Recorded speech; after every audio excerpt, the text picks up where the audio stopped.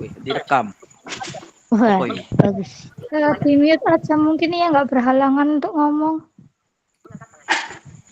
Kameranya bisa aktif tapi audionya dimatiin aja ya, Nana. Nggih, soalnya Mic-nya. ada tokbek yang tembus kan. Biar nggak menabrak-nabrak nantinya. Nah itu.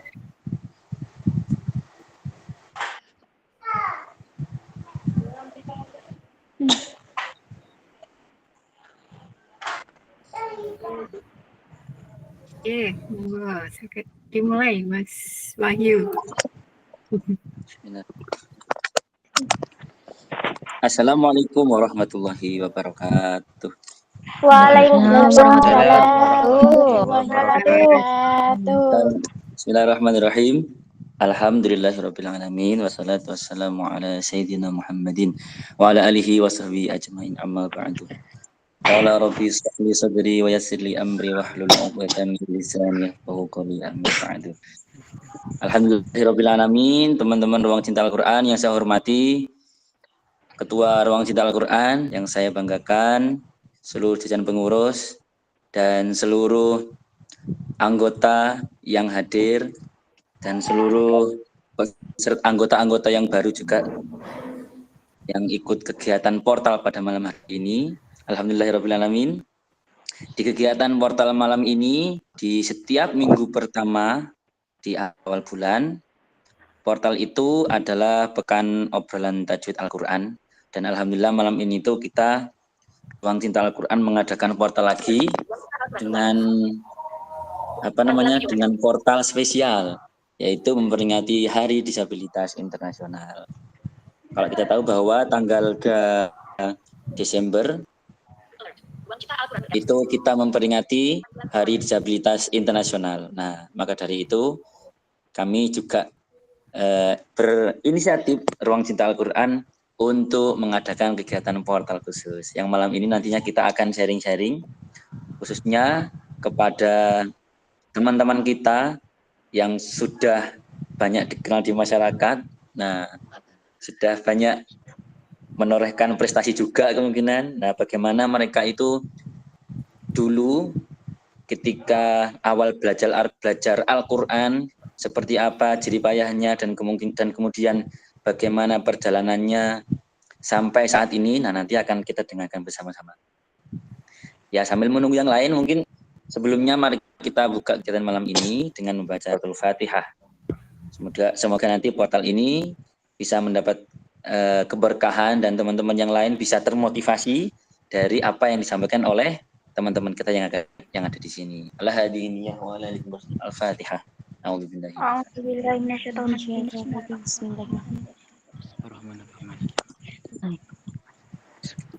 Bismillahirrahmanirrahim.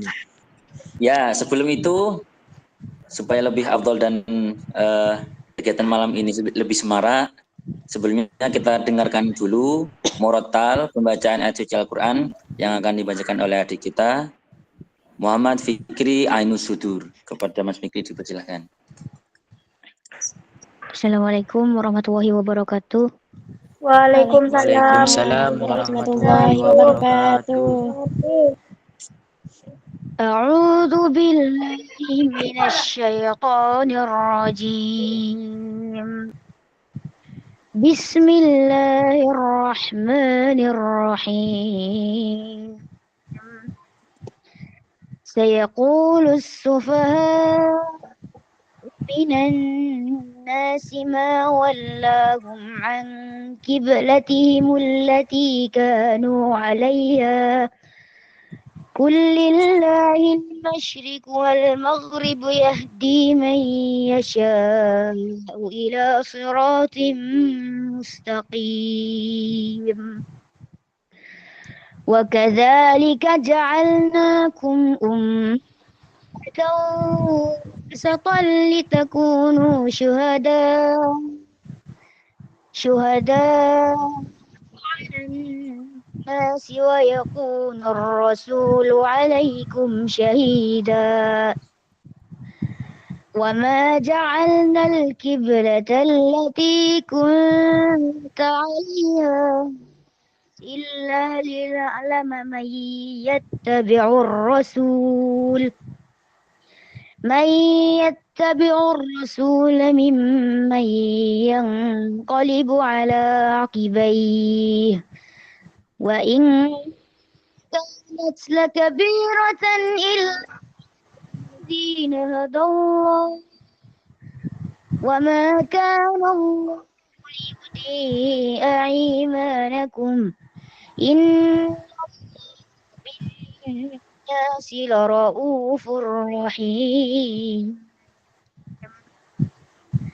قد نرى تقلب وجهك في السماء فلنولينك قبلة ترضاها فول وجهك شطر المسجد الحرام وحيث ما كنتم فولوا وجوهكم شطره وإن الذين أوتوا الكتاب ليعلمون أنه الحق من ربهم وما هم بغافل عما يعملون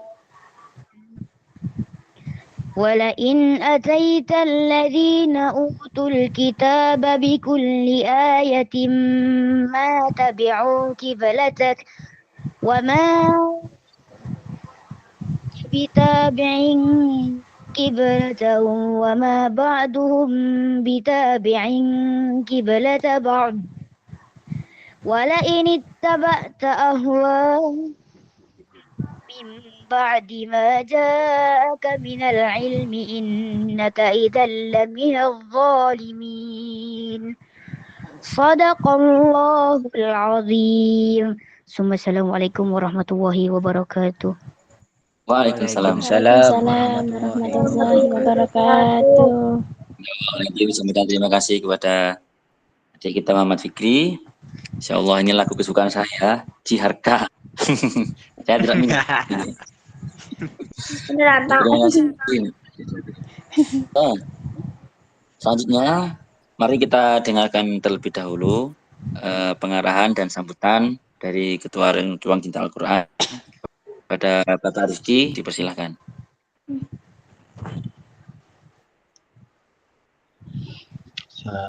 Assalamualaikum warahmatullahi wabarakatuh. Waalaikumsalam warahmatullahi wabarakatuh. Alhamdulillah, syukur kita panjatkan kehadirat Tuhan Yang Maha Allah Subhanahu wa taala atas segala nikmat, hidayah dan inayahnya sehingga sahabat-sahabati, saudara-saudariku semua diizinkan Allah untuk hadir dalam majelis yang mulia ini dalam keadaan sehat. Salawat dan salam kita aturkan kepada junjungan kita Nabi Muhammad SAW yang membawa kita dari zaman jahiliyah menuju zaman ilmiah. Semoga syafaat beliau sampai pada kita. Amin. Alhamdulillah, terima kasih sahabat-sahabati sekalian yang sudah hadir dalam acara rutin Ruang Cinta Al-Quran portal. Nah, ini kalau mendengar portal mungkin kalau kita bayangannya adalah palang besi yang menghalangi orang untuk melintasi jalan ya. Tapi kalau di sini portalnya adalah diskusi, majelis yang dimana kita saling berbagi ilmu, saling melengkapi satu dengan yang lain terkait dengan tajwid Al-Quran. Ini ada yang istimewa pada portal kali ini. Tanggal 3 Desember kemarin itu adalah hari istimewa yang kita peringati bersama sebagai selebrasi kita Hari Disabilitas Internasional, di mana disabilitas sedunia dan akhirat merayakan harinya gitu ya, termasuk kita semua. Ada semangat yang selalu terselip dalam peringatan Hari Disabilitas. Disabilitas di Indonesia, khususnya di sekitar kita ini, semakin diberikan ruang, ya, semakin diberikan kesempatan untuk menunjukkan eksistensinya, menunjukkan keberadaannya. Termasuk halnya kita diberikan kesempatan bisa mengakses Al-Quran, di mana sebelum tahun 1950 disabilitas netra hanya masih mampu menghafal Al-Quran. Tetapi mulai dari 1950 tersebut, ulama sedunia sudah memikirkan bagaimana disabilitas netra juga punya hak yang sama, hak yang setara dalam menikmati pahalanya Al-Quran, menikmati mesranya dengan Al-Quran, seperti halnya sahabat-sahabat sekalian. Itu tandanya ruang ini semakin lebar. Yang sebelumnya hafalan saja dilengkapi dengan membaca langsung Al-Qur'annya, meraba langsung Al-Qur'annya. Dan alhamdulillah apa yang kita nikmati saat ini di sekitar kita sudah bisa benar-benar membaca. Kalau sebelumnya menyimak, mendengarkan, kemudian menghafalkan, sekarang benar-benar membaca. Kalau netra ya membacanya dengan perabaan dan jarinya, makanya muncullah Al-Quran Braille. Untuk itu mari kita sama-sama memasyarakatkan Al-Quran ini dan mengal-Qurankan masyarakat, seperti halnya para pejuang Al-Quran yang lain, untuk selalu mensosialisasikan Al-Quran. Ya, jangan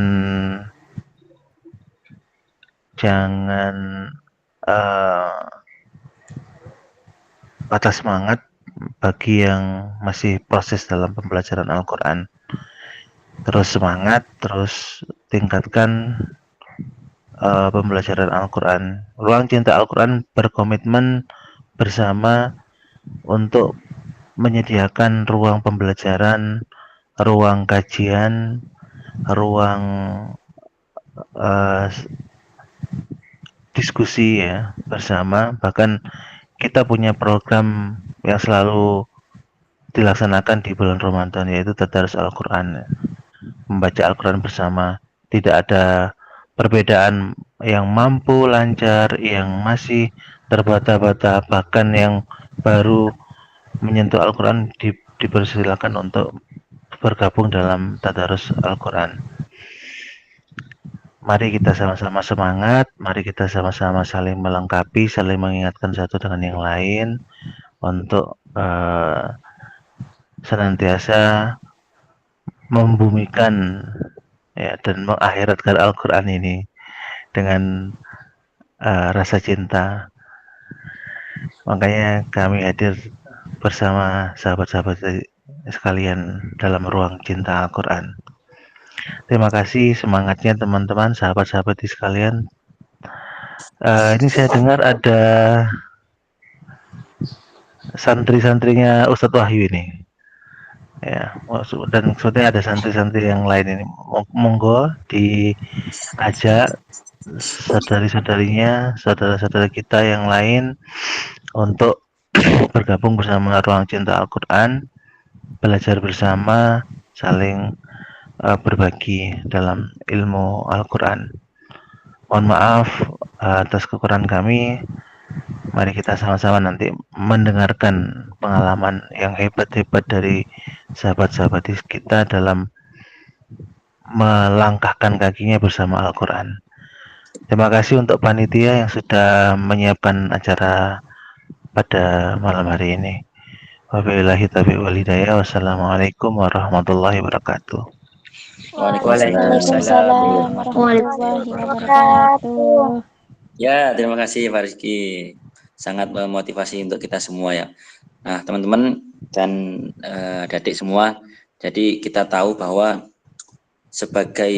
khususnya sebagai kita umat muslim itu kita punya satu pegangan ya, yang sebagaimana kitab suci Al-Quran itu sebagai mukjizat yang sangat luar biasa yang telah diturunkan kepada Rasulullah Muhammad SAW. Nah, ketika kita melihat tema nasional di HDI tahun ini, itu kan tema HDI nasional kita adalah memperkuat kepemimpinan penyandang disabilitas untuk masa depan inklusif dan keberlanjutan. Nah, apa kaitannya sih dengan kegiatan kita ini? Nah, pasti ada.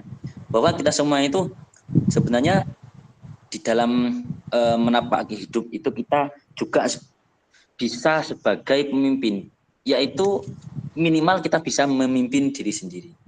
Artinya kita nanti bisa dengan mandiri melakukan apapun itu. Terus kemudian ketika kita banyak mempunyai kemampuan atau mempunyai bakat yang dapat kita berikan, yang dapat kita tunjukkan kepada orang-orang. Nah, itu salah satu sebagai bentuk kita itu mampu untuk memberi mampu untuk menjadi pemimpin minimal pada diri sendiri. Karena apa? Karena kemampuan itu bisa membawa kita menjadi seorang yang unggul. Nah, itu malam ini sudah terbukti dan terlihat oleh kita semua bahwa teman-teman tunanetra khususnya hadir pada malam hari ini untuk memberikan pengalaman-pengalamannya mereka kepada kita semua. Nah, sebelumnya karena kita ini sharing, kita sapa terlebih dahulu. Yang pertama ada Mas Purbo Kencono. Mana Mas Purbo? Assalamualaikum Mas Purbo. Waalaikumsalam warahmatullahi wabarakatuh. Apa kabar? Ini sehat ya? Alhamdulillah. Gimana Mas sebaliknya? Sehat ya? Alhamdulillah baik. Ini di posisi di Pondok Pesantren Samaan ya? Masih di Bandung Mas ya? Masih berjuang di Bandung ini. Masih berjuang. Nah, teman-teman, ini adalah Mas Purbo Kencono yang asalnya itu dari Malang. Nah, saat ini beliau ini sebagai santri di Pondok Pesantren Samaan. Nah, nanti teman-teman, adik-adik atau teman-teman yang lain misalnya ingin mengikuti jejaknya Mas Purbo, nah boleh tanya-tanya nih sama Mas Purbo. Nah, nanti kita sharing-sharing dengan beliau. Yang kedua ada Mbak Ayu Fajar Lestari. Assalamualaikum Mbak Ayu Fajar. Waalaikumsalam warahmatullahi wabarakatuh. Gimana kabar Mbak Ayu Fajar? Sehat ya? Sehat. Alhamdulillah. Nah, Mbak Ayu Fajar juga ini tidak kalah dengan yang lain, teman-teman. Nanti beliau akan cerita sendiri. Mbak Ayu Fajar ini beliau dari Kediri, Pak ya? Mbak Ayu Fajar ini. Kediri asli Jawa Timur. Asli Kediri Jawa Timur. Nah, kalau teman-teman tahu dulu beberapa waktu yang lalu bahwa banyak berita yang beredar bahwa prestasi-prestasi Mbak Ayu Fajar ini banyak ditorehkan oleh beliau. Beliau juga pernah menjuarai tahfidz internasional. Nanti beliau sendiri yang akan cerita. Ya, yang kita nanti di sini akan sharing-sharing. Teman-teman bisa tanya, jadi bisa tanya kepada Mas Purbo atau kepada Mbak Ayu Fajar, bagaimana sih itu caranya kok bisa kayak gitu misalnya. Gimana kok bisa hafalan, bisa istiqomah? Nah, boleh. Tapi sebelumnya coba saya tanya ke Mas Purbo, ketika dulu belajar awal kali Al-Quran Braille itu kira-kira usia berapa Mas? Coba ceritakan. Ya, terima kasih. Kalau bicara mengenai Al-Quran sendiri memang agak terlambat. Karena pada saat itu mungkin ini ya, nggak kayak sekarang. Sekarang Al-Quran Braille itu di mana-mana gampang. Iya, gampang. Untuk adik-adik yang sekarang sudah kecil-kecil sudah diajarkan Al-Quran Braille itu bersyukur. Karena saya ketemu Al-Quran Braille itu baru ketemu gurunya itu usia kelas 1 SMP. Di mana itu Mas? Di sana di Malang. Sana kan kebetulan ada seorang guru tunanetra. Saya baru tahu itu kelas 1 SMP. Dulu waktu SD yang ngajinya ikut-ikutan aja sama yang awas. Ikut doa kita. Alhamdulillah ketika SMP itu ada kebetulan yang ngajak ayo ngaji, ya alhamdulillah gitu. Waktu itu masih pakai Al-Qur'annya tuh yang Al-Qur'an yang udah lama banget tuh. Itu hasil kasih. Tahun 73 yang pakai plastik Mas ya. Yang pakai mika, pakai plastik, pakai plastik. Itu saya cari-cari lah Quran itu karena doanya itu ada yang kira-kira masih ada nggak yang punya. Oh, Sekarang ada saya ada di rumah itu. Saya pengen itu. Kan ada doa Ya, Fatihahnya panjang itu. itu. Iya Tapi ya. kalau pakai itu saya belum tahu ini ya. Yang Dulu pertama saya saya udah pernah bisa baca itu. baca sekali di panti, cuma saya setelah itu saya cari-cari kok nggak ada gitu. Kalau yang Oh, pondok Quran kan doanya doa Pondok Lirboyo itu patokannya di Pondok oh, Lirboyo. baik. Iya, nah itu jadi iya. Kalau Yang bisa sekarang itu Mbak Ayu Al- Fajar sendiri. Ya, kalau Mbak Ayu Fajar sendiri kira-kira pertama kali belajar Al-Qur'an itu langsung ke hafalan atau belajar iqra-nya dulu Mbak Ayu Fajar ini? langsung. Bahkan saya ya alhamdulillah ya mohon maaf ya. Saya belajar Quran Braille itu hafal 15 juz baru belajar Quran Braille. Itu pun dengan apa ya istilah kalau bahasa Jawa itu didendeni atau dimarahin sama nenek dulu, diancam. Jadi Oh iya iya iya. biasa hafalan sambil mendengarkan. Jadi kalau membaca itu apalagi tangan saya dulu kan belum terbiasa ya. Iya. Iya, jadi Kayak sampai sama nenek gini, kamu kalau nggak belajar baca Quran Braille, itu Quran nanti saya bakar. Sampai nenek bilang gitu. oh sampai gitu Quran dibakar ya. Masalah. Nah, tapi teman-teman bahwa Mbak Ayu Fajar ini walaupun ketika mulai kecil sudah hafal terus kemudian sekarang sampun lulus atau masih semester akhir ya di perkuliahannya? Semester akhir alhamdulillah mohon doanya ini tinggal skripsi. Iya, Mbak Ayu Fajar ini sebagai mahasiswi di Universitas apa, Mbak? IAIN Kediri, Institut Agama IAIN Islam. Kediri. Nah, adik teman-teman nanti sekalian setelah lulus sekolah ataupun ingin melanjutkan atau ingin belajar hafalan boleh dengan Mbak Ayu Fajar. Nah, kalau sebelumnya Mbak Ayu Fajar ini di media sosial itu selain hafalan itu Mbak Ayu Fajar itu juga bisa tilawah nih kira-kira. Nah, kalau tilawah itu bagaimana, Mbak? Apa dulu pernah belajar juga atau hanya mendengarkan di media sosial ini? Kalau tilawah itu ceritanya begini, Kak.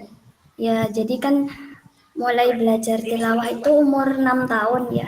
Itu ceritanya kan ya lagi-lagi dengan jasanya almarhumah nenek ya. Iya. Itu kebetulan nenek punya saudara. Nah, saudaranya itu juga kenal sama salah satu guru qiro. Akhirnya nenek pun di samping hafalan juga ingin saya itu belajar qiro gitu. Jadi jarak dari sini ke tempat qironya itu sekitar 3 kilo lah. Masya Allah. Itu harus ditempuh dengan diantarkan ya Mbak Fajar ya. Kalau misalnya belajar belum ada meet atau kayak Zoom kayak sekarang. Kalau ada mungkin belajar lewat meet sama Zoom kayak sekarang ini Mbak ya. Jarang Mak, kalau saya ya. itu jarang pakai Zoom. Rata-rata ya langsung. Iya. Ya lebih langsung. Nah, kalau Mas Purbo sendiri, Mas Purbo ini tadi sudah diceritakan bahwa belajar Al-Qur'an itu ya perjuangannya seperti itu, bahwa terus kemudian beliau ketika SMP baru menemukan. Nah, kira-kira seusia Mas Purbo yang dulu itu masih kecil ini sudah masuk pondok atau gimana? Atau masuk pondoknya itu mulai umur berapa kira-kira Mas Purbo? Ya, kebetulan ditakdirkan waktu itu kan di rumah kan sampai SMA.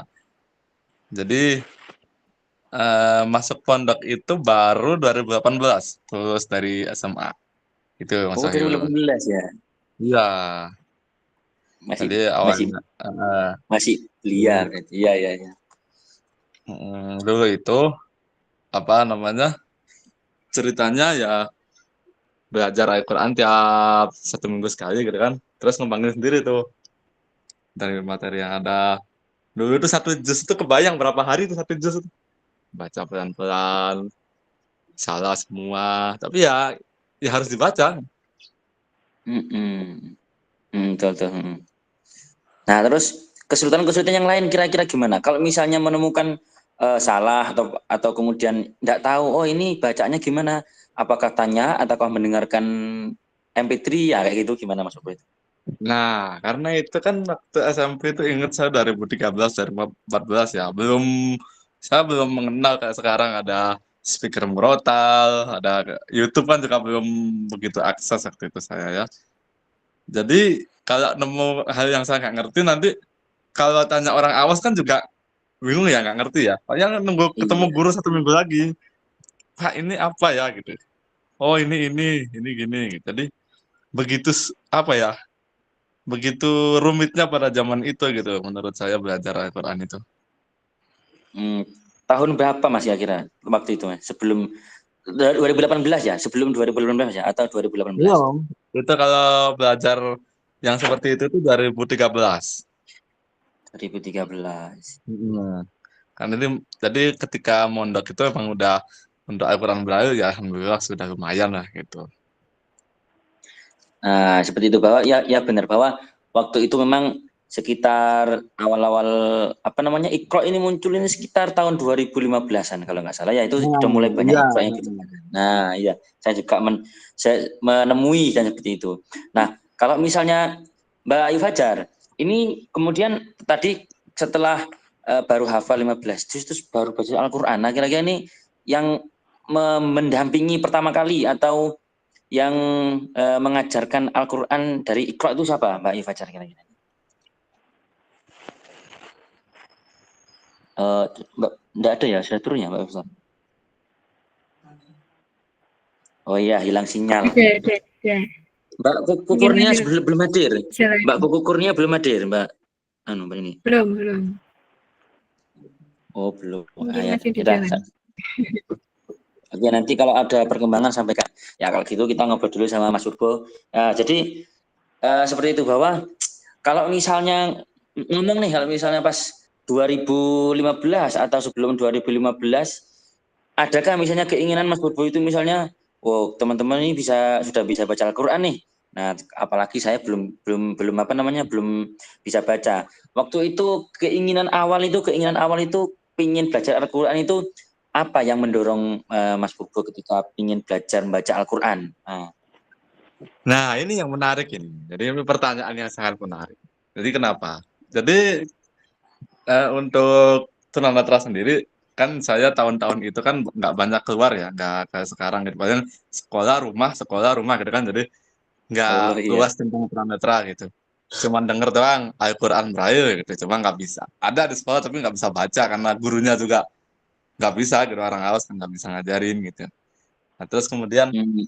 ya itu Hmm. motivasinya itu ya kepingin bisa seperti teman-teman yang lain gitu kan, punya teman awas banyak gitu kan, pada bisa baca enak, bisa ngaji gitu kan, Iya kepingin iya banget. iya.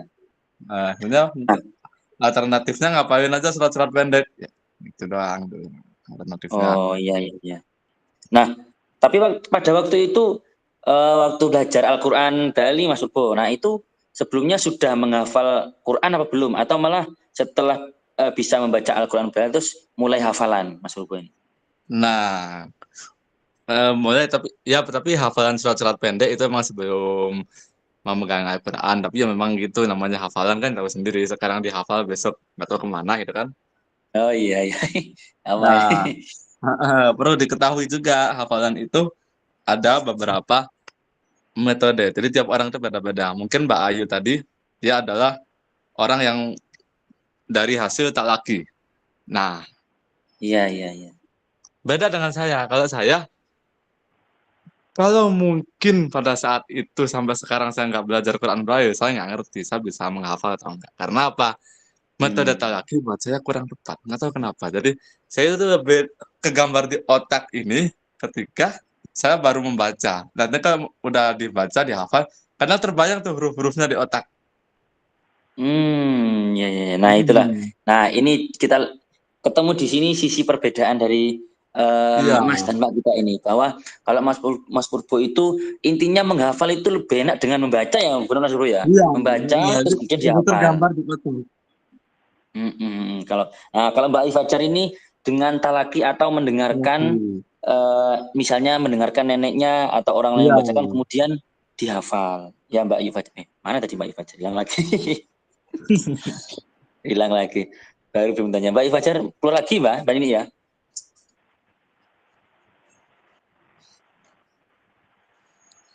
Ya Mbak Ayu Fajar masih keluar lagi karena sinyalnya. Nah, itu kalau dari sisi Masih, masih. Mas Mungkin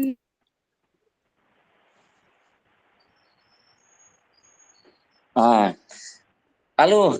Oke. Nah, teman-teman di sini nanti kalau misalnya ingin berbagi juga atau sharing boleh nih, misalnya dari Mas Purbo itu sama seperti saya, misalnya kalau misalnya saya hafalan itu harus baca, atau malah misalnya saya itu hafalannya itu lebih suka talaki seperti seperti Mbak Ai Fajar, atau malah hafal-hafalan terus kemudian besok lupa. Nah, kayak misalnya misalnya pas tahu yang Itu lain, Mas Wahyu yang tadi baca Quran itu gimana itu, coba. Saya penasaran juga itu. Yang tadi baca Quran itu metode menghafalnya pakai apa itu? Nah, nanti kita tanya dulu kepada Mas Fikri. Nanti Mas Fikri biar bercerita gimana dia hafalannya. Nah, ini Mas Fikri ini kebetulan di sini juga santri di Mambaul Ulum ya. Jadi nanti kita tanya. Nah, jadi apa namanya?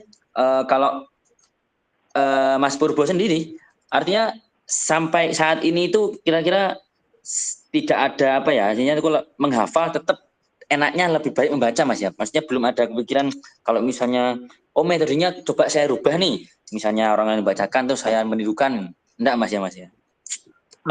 Pernah dicoba seperti itu, pernah coba. Tapi kalau mungkin karena sudah ketergantungan dengan membaca, jadi kurang efektif gitu, kurang bagi saya. efektif.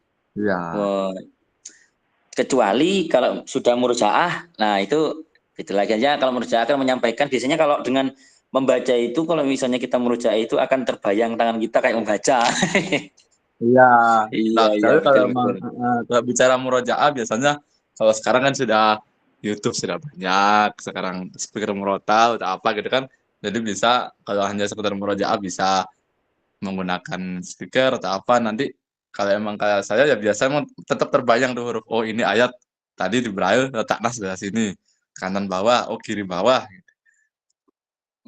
Ya, tapi terkadang Al-Quran Braille itu antara Quran kecil dan besar itu berbeda kadang teman-teman ya. Jadi kalau Quran awas kecil besar nggak pengaruh, yang penting halaman ini ya sama halaman ini. Nah, sekarang kalau misalnya Mas Bobi ini masuk ke pesantren samaan ini kira-kira mulai tahun berapa, Mas? Masuk pesantren samaan? Masuk pesantren samaan 2021. Sekarang sudah 3 tahun lebih. Akhir-akhir ya. Iya, ini tapi hafalannya sudah aman nih, Mas ya? Wah, untuk aman belum sih, tapi ya harus diperjuangkan. Sebenarnya ya itu sih. Jangan sampai kita semua ya, termasuk saya juga, ketika yang berat itu bukan menghafal, yang berat itu adalah murojaah. Itu hal yang paling berat.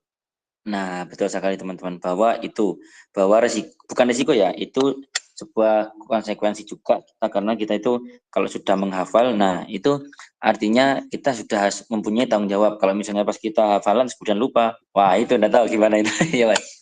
Iya.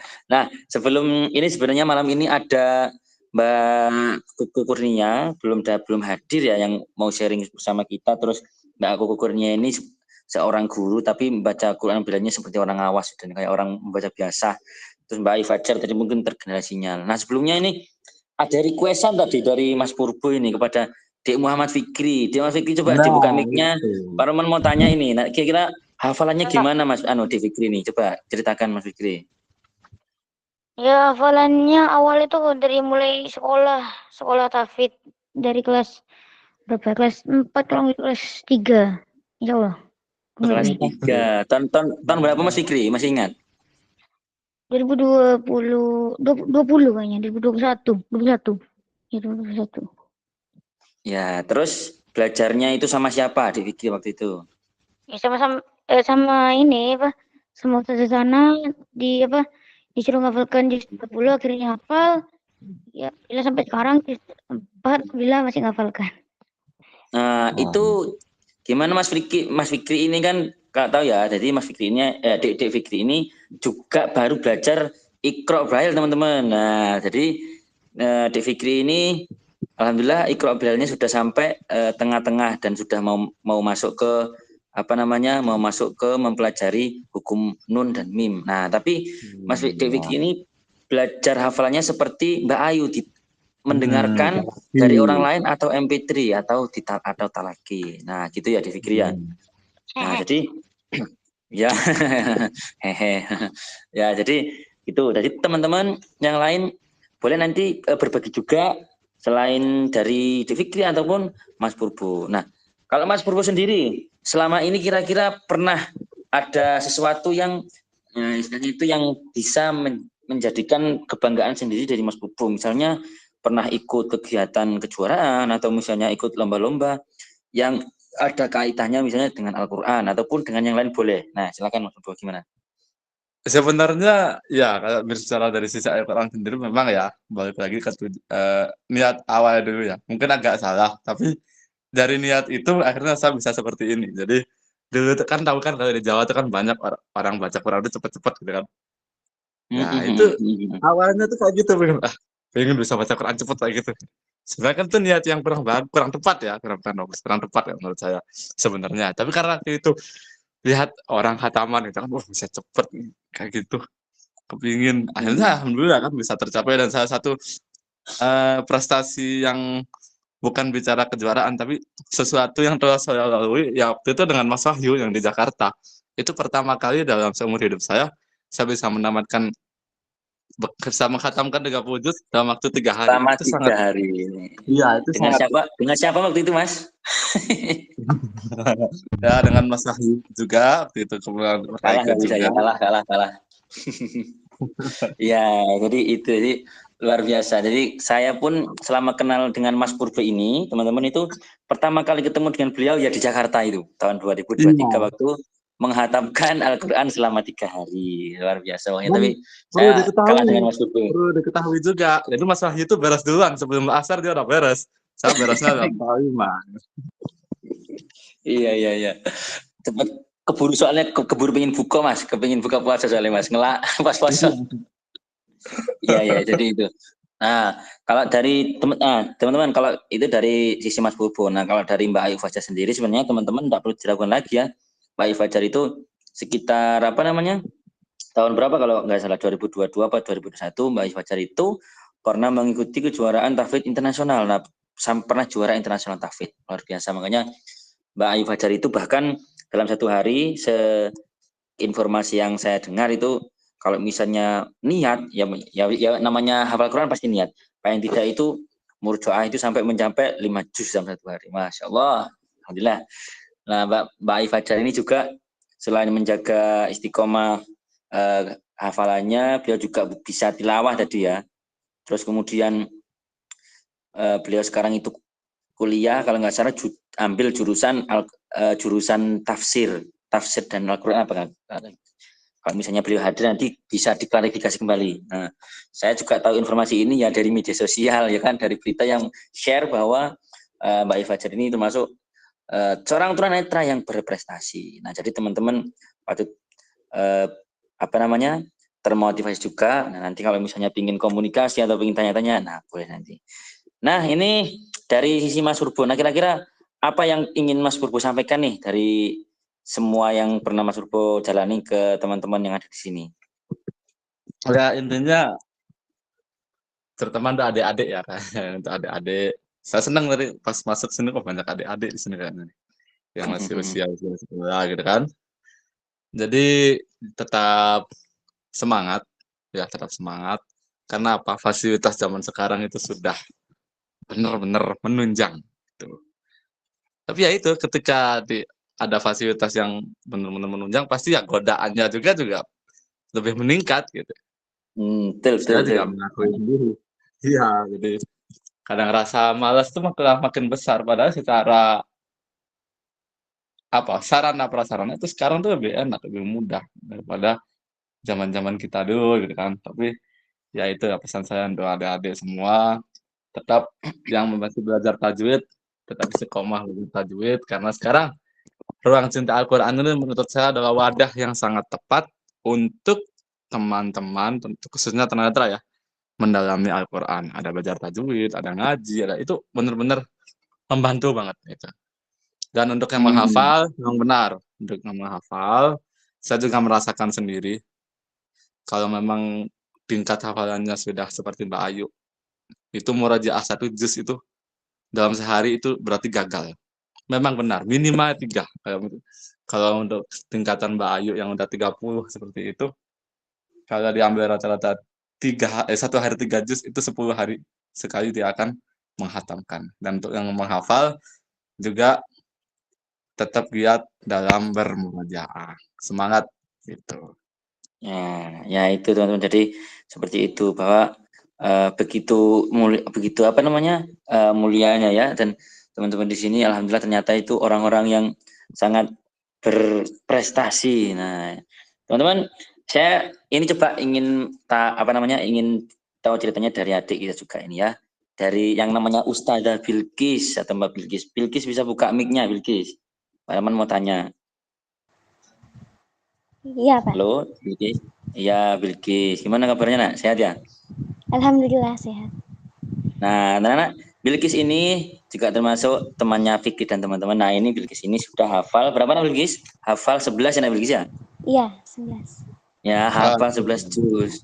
Iya, ini temannya Dek Fikri juga, Mas Purbo. Kenalkan, ini dari Mambaul Ulum juga. Nah, Bilqis coba ceritakan sedikit dong gimana belajar Qur'annya dengan siapa, hafalannya dengan siapa, biar teman-temannya tahu di sini. Ayo, Bilqis ceritakan. Dulu awal belajar Quran itu dari usia 9 kalau tidak salah. Usia 9. Berarti kira-kira Iya. kelas umur apa namanya? Kelas berapa, Bilqis? Kelas 6 atau kelas 5? Kelas 5 kalau nggak. Ya, insya Allah kelas 5. Sama siapa waktu itu belajar awal pertama kalinya? Biasanya sama bapak yang baca, terus saya dengerin. Nah, talaki juga. Jadi Mas Purbo, Iya. ya adik-adik ini rata-rata itu masih belajar Iqra, Mas Purbo ya. Jadi ada Dek Fikri, ada Dek Bilqis. Nah, ini semua hafalannya masih talaki, tapi luar biasa ini bisa membawa sekolahnya membawa adiknya ini bisa dikenal ya karena ada adik-adik ini yang yang mewarnai sekolahnya mereka itu. Nah, terus kemudian Bilqis ini sekarang kira-kira belajar Al-Qur'annya selain sama Bapak itu di mana, Bilqis? Di rumah tahfidz juga sama Fikri. Iya, sama Fikri. Di rumah tahfidz sama Fikri. Ini ngajinya setiap sore. Kalau pagi ngaji di sekolah, sore ngaji di rumah tahfidz. Malam ngapain? Tidur ya. Double. Oh iya, alhamdulillah. Assalamualaikum, kembali lagi. Nah, waalaikumsalam warahmatullahi wabarakatuh. Dari mana Mbak Ibaca? Saya acaranya rombar. Oh, rombar. Apa? Ya, Mbak Ibaca, spasi sinyalnya sudah enak sinyalnya. Suara saya jelas nggih dari situ? Sudah. Nah, jelas. Nggih. Nah, tadi maaf gambarnya redup, ini ganti lokasi. Tidak apa-apa, yang penting suaranya sampai. Nah, ini Mbak Fajar, ini tadi teman-teman sempat menanyakan yang saya bahas pertama. Nah, ingin mengklarifikasi. Nah, kira-kira betulkah yang ada di media sosial bahwa Mbak Fajar yang pertama pernah menjuarai tahfidz internasional, terus kemudian apa itu untuk yang lain-lainnya itu. Nah, apa betulkah seperti itu atau bagaimana? Nah, ini langsung ke beliaunya sendiri biar mengklarifikasi, teman-teman. Nah, monggo Pak. Ya, ini semua ya karena karunia dan berkah rahmatnya Gusti Allah ya. Ya, alhamdulillah, ya begitulah. Itulah. Cuma yang lebih keren itu tahfidz gitu. Cuma ya ini semua kembali lagi berkat karomahnya Quran, berkat fadilahnya Quran, keutamanya Quran. Saya sendiri kalau tanpa pertolongannya Gusti Allah dan tanpa barokahnya Quran nggak bisa gitu. Insyaallah ya itu. Mbak Fajar, kalau mohon maaf nih kalau boleh tahu itu kejuaraannya itu dalam rangka apa dan tahun berapa waktu itu, Mbak? Tangganya ya udah lupa. Udah terlalu lama. Yang terakhir itu di Afrika tapi online ya waktu itu karena masih pandemi COVID ya di Afrika. 2020 kira-kira. Kalau nggak 2021 lupa saya di Afrika itu juara 2 alhamdulillah. Yang juara satunya Rifdah, alhamdulillah. Yang juara 2-nya pula gitu. Oh ya, Pak Fajar ini juara 2, Masya Allah. Alhamdulillah Barakallah. Nah itu. Ya Pak Ifas, jadi nah kalau yang tadi itu sempat terjeda mungkin karena kena sinyal. Nah kembali lagi nih. Nah Bukan setelah sinyal, maaf tadi saya udah waktunya pulang, sudah jam 8:30, kasihan bundanya gitu. oh iya. Jenengan tadi di mana waktu posisinya? Mungkin di jalan Rumahnya apa bunda. di Kalau tempat? pagi kan biasa saya jam 7 pagi sampai 6:30 malam itu di rumahnya bunda, karena di sana ada wifi, entah itu mengerjakan skripsi atau yang Masya lainnya. Itu Allah. kalau jam 7 sampai jam 7 malam itu di rumahnya bunda. Terus Iya, alhamdulillah. kalau itu di rumah ibu, di rumah sendiri gitu. Nah, iya.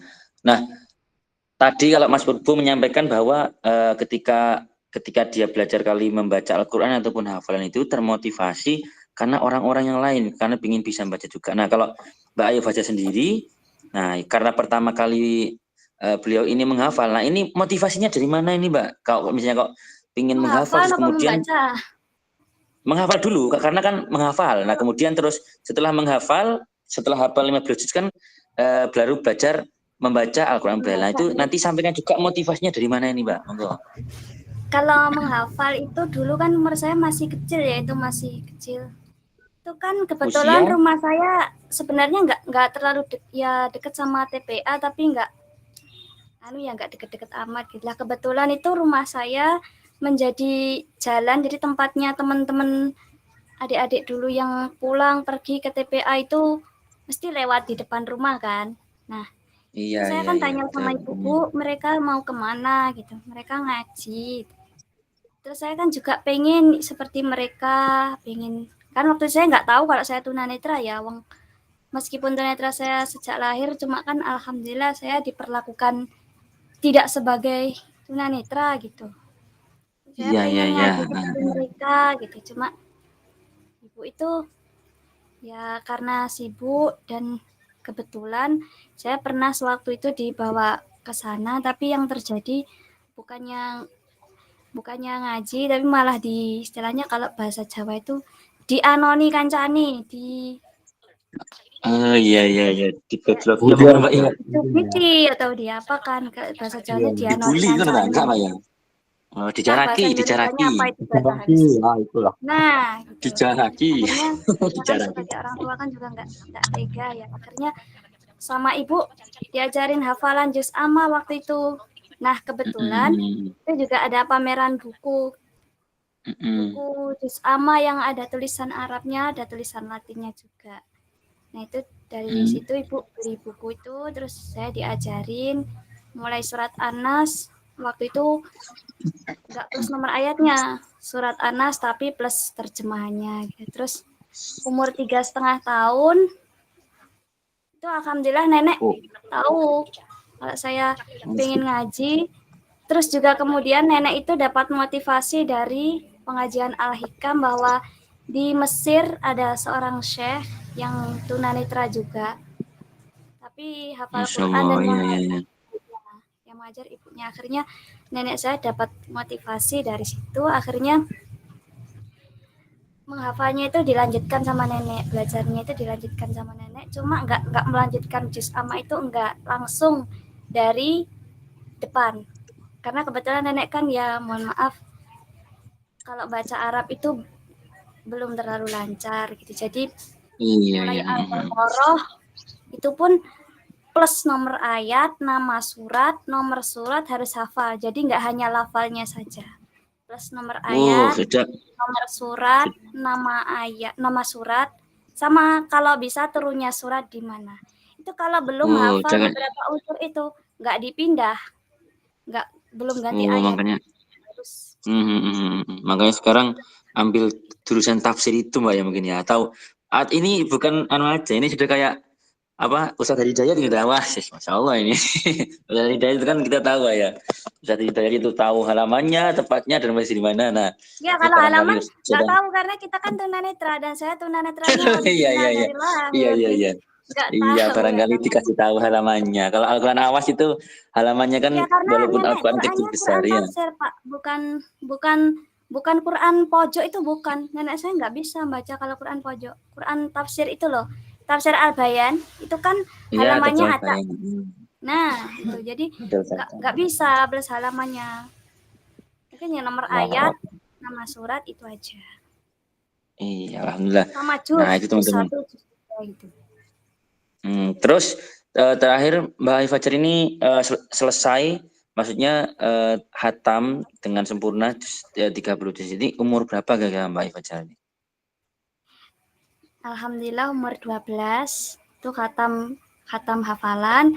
Terus umur 13 itu di wisuda di Pondok Pesantren Al-Baqarah. Taskhih di Pondok Pesantren Al-Baqarah Lirboyo, terus di wisuda di sana dan alhamdulillah angkatan wisuda pertama. Alhamdulillah rabbil alamin. Nah, ini adik-adik teman-teman seumuran kalian, adik-adik ini yang ada di sini. Nah, ini Mbak Ayu Fajar sudah selesai menghantamkan 30 juz. Nah, tetap semangat. Nah, Mas ya, adik-adik juga di sini pasti bisa seperti Mbak Ayu Fajar. Nah, kita masuk ke sesi saling tanya jawab nih. Nah, dari teman-teman selain nanti kalau misalnya dengar suara saya atau suara Mas Purba atau Mbak Ayu Fajar tok nanti ini kan. Nah, sekarang coba ada yang ingin bertanya. Mungkin dari peserta yang lain, dari pendengar yang ada di sini, atau Mbak Nini juga mungkin malah beritanya boleh, Mbak Nini, atau kemudian Pak Rizky, atau Mbak Unzi, atau yang lain, monggo. Nanti biar kelihatan hidupnya. Yang penting jangan tanya sama saya, kalau saya itu nggak ada apa-apa sama mereka ini, insya Allah. Monggo, dibuka. Angkat tangan, monggo, raise hand dulu. Atau Dek Fikri, Bilkis mau tanya, enggak apa-apa, tanya kepada Mbak Ayu Fajar, atau tanya, enggak usah sungkan-sungkan atau takut-takut, enggak akan digigit sama mereka ini kan. Supaya berbagi pengalaman. Oh misalnya, Mas Purbo, Mbak Ayu Fajar, saya itu terinspirasi, saya ingin belajar, bisakah belajar sama Mbak Ayu Fajar? Pasti diperbolehkan dong kalau gitu, karena kan enggak mungkin mereka itu pelit sama. Nah, monggo, biar enggak krik-krik. Ya, ini. Ada yang mau bertanya? Oh, ada yang mengangkat tangan. Ternyata. Saya. Tuh, HP ini nge-like. Saya, Ustaz. Oh ya, ada Mbak Nini. Diawali dengan Mbak Nini dulu. Silakan, Mbak Nini yang mau bertanya. Oke, terima kasih. Assalamualaikum warahmatullahi wabarakatuh. Waalaikumsalam. Mbak Ayu Fajar, Mas Purbo, Mas Wahyu dan semuanya.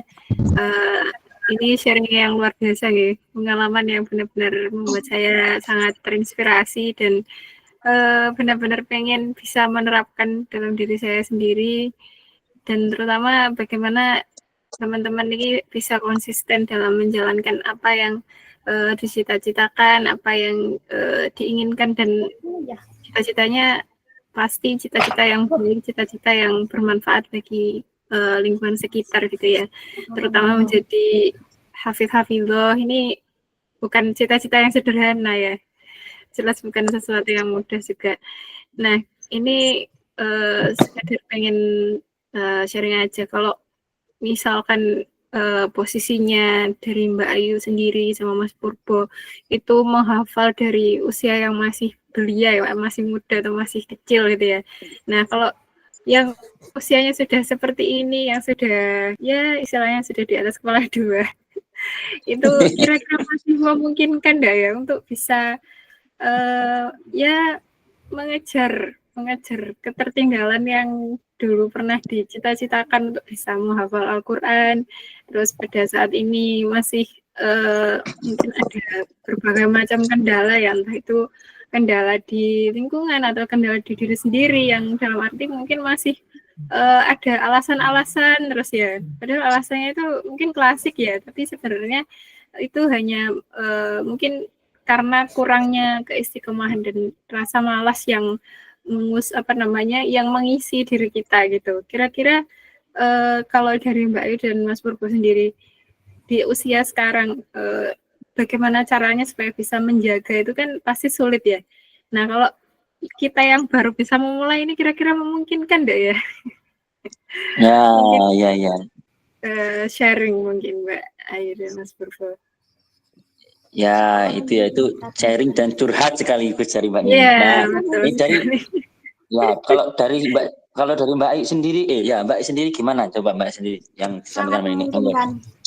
sangat memungkinkan. Sangat Karena memungkinkan. ini Nah, ada cerita, bukan katanya, ini cerita pengalaman saya sendiri. Itu di sekitar rumah saya itu pada usianya sudah berapa? 70. Mbak, Tapi Mbak 7 beliau itu, Mbak. itu tapi beliau tetap berusaha menghafal Quran. Kan saya kebetulan ada sering ikut namanya itu Majelis Taklim Muslimat ya, Muslimat Bandar Kidul desa saya itu. Itu ada. Pada itu kan yang membaca Quran kan semuanya hafidh-hafidhah ya.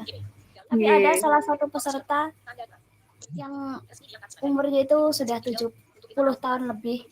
Tapi beliau itu semangatnya Masya Allah itu. Bahkan sekarang pun sudah hafal surah-surah tematik yang dari juz 30, terus surah Ar-Rahman, Al-Waqiah, bahkan beliau pun hafal surat Al-Maidah. Padahal surat Al-Maidah kan panjang ya. Itu beliau hafal. Iya. Jadi, tidak ada alasan untuk usia, tidak ada batasan. Selama kita semangat dan punya niat yang kuat, maka insya Allah bisa. Masya Allah. Jadi ya, kayak sudah hafal surat-surat munjiat kayak gitu ya mungkin ya. Yang sama surah ketambahan surah Al-Maidah itu. Masya Allah. Surat munjiat itu berapa? Kalau nggak salah 11 enggak 10. Nah itu sudah ketambahan Al-Maidah sudah berapa? Lumayan lah, 1/4. Iya itu. Nah kalau dari Mas Purbo sendiri gimana Mas? Mas Purbo sendiri kalau seusia yang disampaikan tadi, dicurahkan sampai ini, itu gimana pendapat Mas Purbo? Hampir sama. Tadi nggak ada kata terlambat sebelum maut menjemput. Nah, itu. Masya Allah, ini lebih ngeri ini. Ngeri. Karena itu biar apa? Biar lebih tertantang aja. Jadi lebih, oh iya benar. Jadi menghafal itu jangan dijadikan tujuan utama. Yang penting memuliakan Al-Quran dan melestarikan Al-Quran. Karena dengan kita menghafal, insya Allah kita akan sering berinteraksi dengan Al-Quran. Karena kalau tujuannya kita menghafal, bahaya. Kalau udah hafal bakal kita tinggalkan. Karena udah hafal. Jadi menghafal tujuan utama. Jadikan menghafal itu sebagai sarana untuk lebih mendekatkan kepada Al-Quran. Karena semakin sering diulang-ulang, karena semakin sering nggak lancar tuh makin bagus. Karena kita semakin nggak lancar, semakin sering itu diulang-ulang terus. Iya, betul. Nah, itu dia. Lagi Hafid itu kan sebenarnya itu asal katanya bukan menghafal Hafid. Nah iya betul. Yang salah itu menjaga. Jangan sampai salah yang dijaga siapa ya? Yang dijaga Al-Quran ya. Jangan jaga macam-macam ini. Asik. Iya, menarik. Asik katanya. Iya. Ini saya pernah mendengar dari Ustadz Adi Hidayat bahwa sebenarnya bukan masalah berapa banyak yang kita hafal, tapi berapa huruf yang kita ulang berulang kali sampai akhirnya bisa terucap satu ayat dengan baik ya.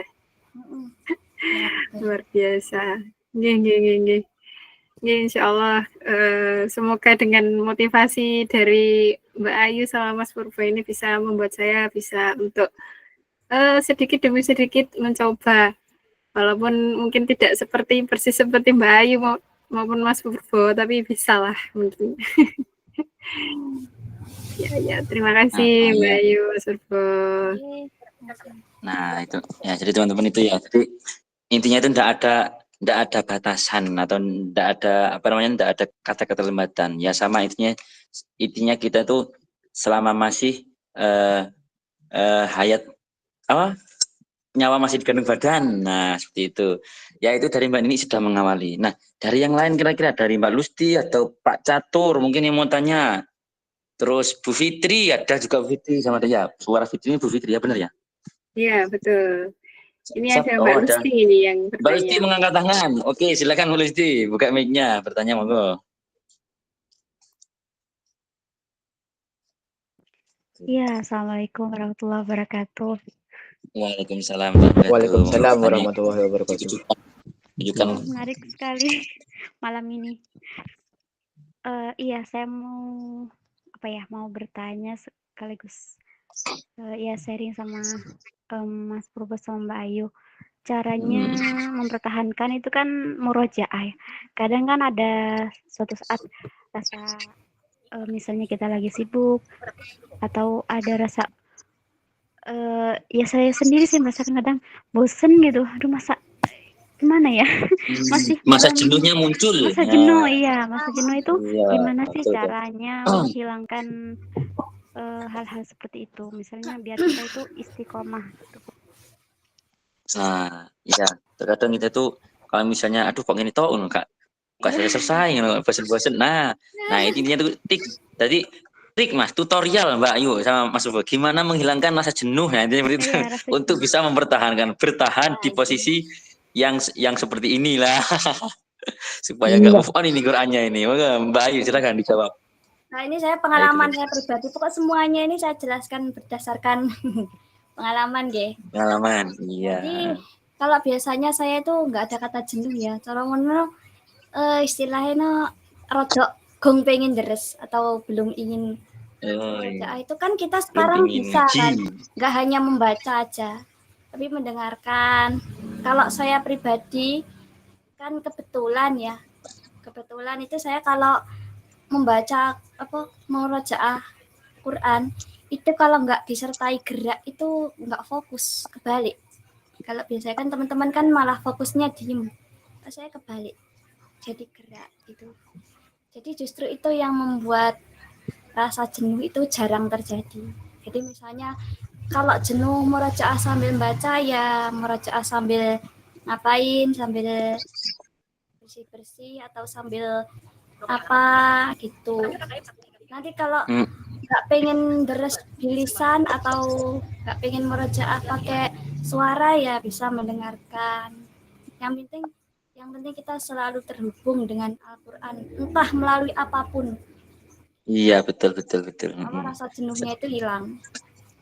Selama selama ada di kamar ada mandi loh ya. Jadi iya, bebas betul.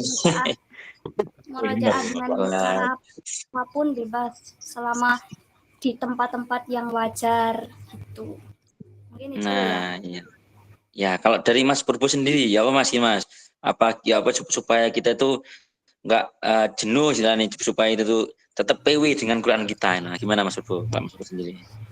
Ya, sebenarnya ya kalau dari pengalaman itu nggak ada orang yang nggak beda jauh sama Mbak Ayu tadi. Tergantung intinya metode apa gitu. Metode apa yang harus kita pakai ketika kita jenuh. Kalau saya mungkin jenuh, memang saya sering ada di titik itu. Jadi pertanyaan tadi itu sebenarnya nyindir saya juga. Tersindir. Terima kasih. Iya. Ngalamin saya. Jadi kalau ada kayak gitu, ya boleh lah dalam sebentar refresh dulu, ditutup dulu Al-Qurannya. Tapi mungkin ya itu tadi diganti dengan kalau sekarang ada YouTube, kalau di rumah mungkin ada YouTube, speaker murotal atau apa untuk menggantikan tadi. Intinya banyak-banyaklah usahakan waktu berinteraksi dengan Al-Quran. Ya tadi yang dikatakan Bayu bisa sambil bersih-bersih, sambil jalan-jalan. Itu kalau sudah di tingkatan seperti itu Masya Allah itu benar. Hafalnya benar-benar. Tapi kadang-kadang kalau tiba-tiba beda cara individu untuk murojaah. Ada yang harus diam itu fokus. Kalau gerak dikit aja udah hilang fokusnya. Itu kayaknya saya. Itu kayaknya saya itu. Saya lagi ya gitu loh. Jangan masa sendiri gitu dong. Jangan masa sendiri gitu dong. Nah, ya jadi gitu. Jadi tiap teman-teman ini punya metode masing-masing. Jadi bahwa itu tergantung apa ya, ini kalau memang sudah benar-benar melekat itu dengan kondisi apapun itu pasti belum kemungkinan kita bisa memurojaah. Nah gitu ya Mbak Lucy tadi, gimana dengan jawabannya, apa ada yang ditanya tambahkan lagi? Iya tadi kan biasanya saya kalau hafalan itu diam, jadi ya benar tadi mungkin besok tak coba. Tapi jangan memaksakan diri lah ya, karena pemaksaan itu ya kurang baik. Kalau bisanya diam ya udah diam, nanti kalau jenuh ya mendengarkan saja nggak apa-apa gitu. Gak oleh mokso ya Mbak Lucy ya. Gak oleh. Nah, berarti saya pun pernah memaksa diam itu nggak malah ngaji, malah tidur saya.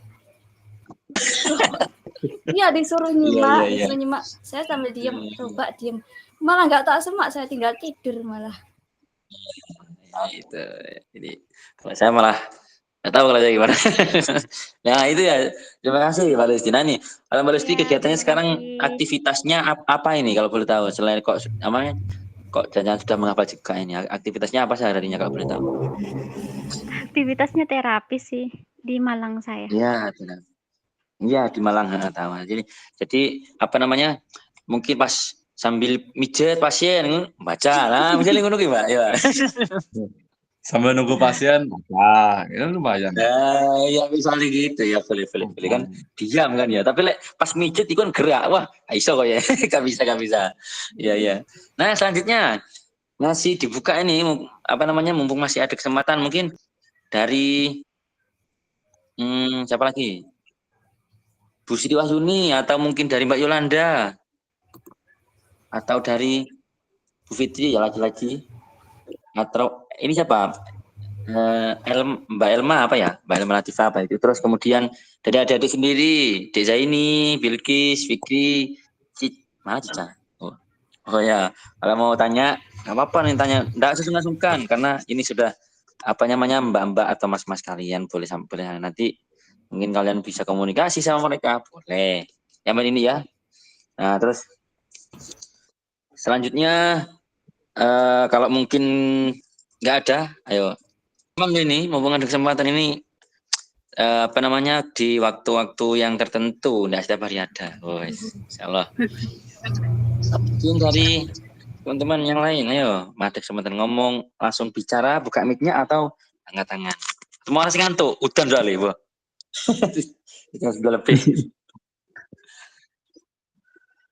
Saya hitung. Kalau nggak ada masih? Atau Mbak Unzi? Atau malah saya tanya sendiri? Waduh, jangan.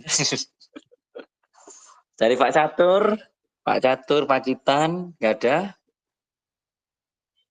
Dan ini nggak ada sudah? Mungkin itu dulu, Mas Wahyu. Mungkin dari adik-adik barangkali ada yang pengen tanya tapi masih malu-malu. Itu malah ngantuk kan? Ini ngantuk itu, Pak. Nah, ngantuk. Iya.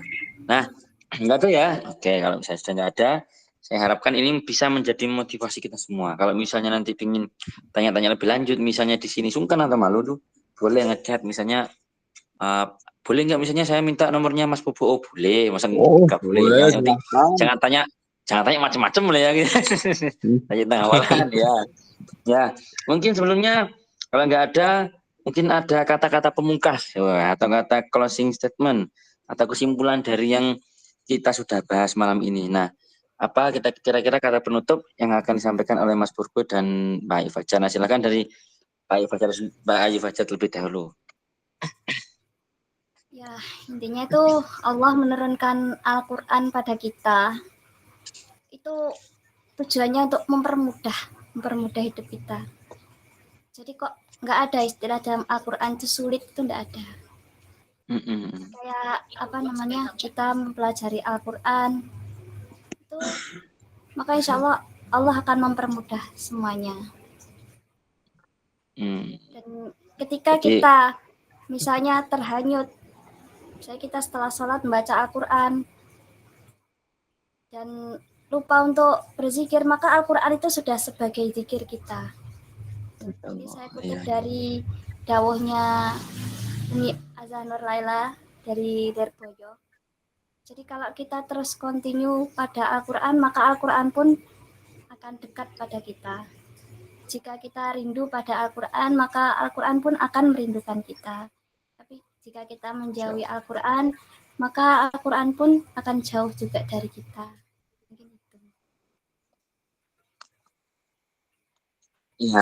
Ya itu mungkin jadi sampai sudah ke penghayatan dan sampai membahas masalah rindu, ini luar biasa. Nah, jadi Al-Quran kalau bisa itu jadikan teman kita sehari-hari. Nah, Mbak Ayu, tadi juga saya dengar seperti itu. Nah, selanjutnya kata penutup dari Mas Purbo Kencono. Monggo Mas Purbo, silakan. Ya, pada intinya Al-Quran. Pada intinya ketika memang belum bisa menghafal, usahakan dengan meraba, membaca terus-menerus, interaksi dengan Al-Quran. konteksnya yang penting di sini yaitu adalah interaksi kita dengan Al-Quran. Minimal kalau yang ada waktu hatamkan, yang sudah lancar baca hatamkan 1 bulan 1 kali hatam, 1 juz sehari. Kalau memang belum 1,5 juz sehari, kalau memang belum 1/4 juz sehari, minimal dalam 1 hari itu kita ada interaksi dengan Al-Quran walau 1 ayat. Itu dari segi baca. Untuk yang sudah mempunyai hafalan, tetap dijaga, tetap istiqomah untuk bermurojaah. Jangan seperti yang dikatakan Mbak Ayu tadi, saya sangat setuju. Metode yang diajarkan oleh neneknya ketika belum hafal, jangan buru-buru untuk menambah kepada hafalan-hafalan yang lain, karena hafalkan dulu itu, lancarkan dulu itu, untuk kemudian bisa ketika sudah benar-benar terbayang, kita bisa lanjut kepada ayat-ayat berikutnya. Intinya bukan berapa lama kita menyelesaikan, tapi berapa lama kita berinteraksi dengan Al-Quran itu dan memperlakukan Al-Quran tadi seperti apa. Ketika kita memuliakan Al-Quran, maka Allah insya Allah akan memuliakan kita semua. Semangat untuk teman-teman, jadikan wadah ini, Ruang Cinta Al-Quran, sebagai rumah untuk belajar Al-Quran. Kan memang ada sih, ada orang yang kadang, aku kalau ngaji sendiri tuh males gitu kan. Ruang Cinta Al-Quran ini adalah solusinya untuk teman-teman belajar dan bertilawah secara bersama-sama. Terima kasih Mas telah memberi kesempatan pada saya untuk berbagi pada malam hari ini. Dan tim Ruang Cinta Al-Quran, terima kasih semuanya. Iya, sama-sama Mbak Ayu dan Mas Bobo. Nah, itu teman-teman kata-kata motivasi dari teman-teman kita. Nah, nanti teman-teman bisa merenungkan mungkin sebelum tidur atau malah sekarang sudah tidur, bisa dimimpikan ya. Wah, insya Allah. Ini teman-teman ini. Nah, saya harapkan Mbak Ayu, terus kemudian Mas Purbo, jangan jauh-jauh dari kita, tetap bisa membersamai teman-teman di RCA. Apabila ada kesempatan pasti apa namanya, Mbak Ayu dan Mas Purbo bisa diikutsertakan ya, mudah-mudahan bisa membersamai kami dan teman-teman juga, beritahu, informasikan kepada teman-teman yang lain untuk selalu apa namanya, bisa berpartisipasi antusias dengan RCA dan gunakan RCA ini sebagai tempat atau wadah untuk kita bersama-sama belajar Al-Quran. Nah, untuk Mbak Ifajar tadi sempat menanyakan Al-Quran lama ya Mbak Ifajar, yang pakai Mika pasti gitu ya, pengeluaran 1973 punya Yaki Tunis. Misalnya Al-Quran lama ya Mbak Ayu tadi ya yang ditanyakan ya. Mbak, halo Mbak Ayu. Iya, tadi Mbak Ayu sempat membahas Al-Quran ya yang tahun 73 atau yang Jogja kan nggak salah itu ya. Ya, yang plastik itu punyanya Yaki Tunis ya, betul. Nah, nanti sekarang udah jarang sih memang keberadaannya. Nah, kebetulan saya kemarin juga menyampaikan kepada teman-teman bahwa sebenarnya kan saya juga punya ya, artinya Al-Quran lebih. Nah, barangkali bisa ada yang bisa pakai, dan Al-Quran yang Yaki Tunis juga saya ada yang pengeluaran 1973. Nah, nanti kalau misalnya ada yang bisa untuk bermanfaat atau apa, insya Allah nanti bisa saya kirimkan. Nah, itu mungkin pertemuan pada malam hari ini teman-teman semua. Saya sebelumnya saya di sini, mungkin kalau di info itu yang sharing ada saya juga. Nah, itu sebenarnya enggak, itu sebenarnya untuk menipu saja itu ya. Yang benar itu yang sebagai sharing itu Mas Purbo sama Mbak Ayu. Itu kalau saya tidak ada apa-apanya Mas. Ya, terima kasih. Terima kasih banyak antusiasme teman-teman pada malam hari ini. Sudah banyak sekali yang hadir. Terima kasih anak-anakku semua, adik-adik Ambaul Ulum.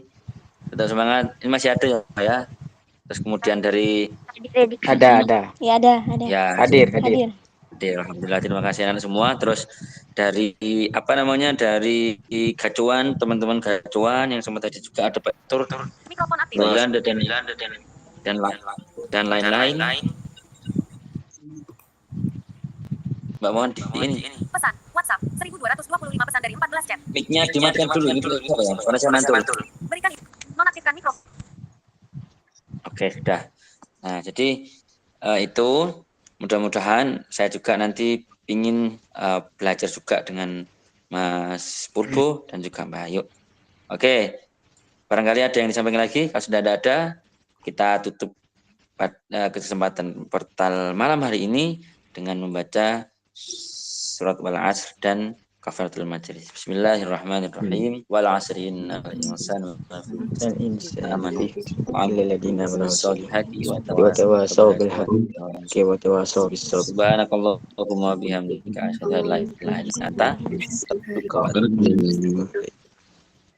Oke, alhamdulillah teman, walaupun dalam kondisi hujan ini sinyal kadang kurang stabil, sudah bisa menyempatkan hadir. Yang penting jangan tertidur. Tapi nggak apa-apa, sudah tidur ya selanjut. Terima kasih dari saya. Kurang lebihnya mohon maaf. Saya Wahyunur Rahman. Terima kasih. Allahu a'lam. Wassalamualaikum warahmatullahi wabarakatuh. Waalaikumsalam warahmatullahi wabarakatuh. Terima kasih semuanya. Mas Purbo. Nang mulai Mas. Ini saya ini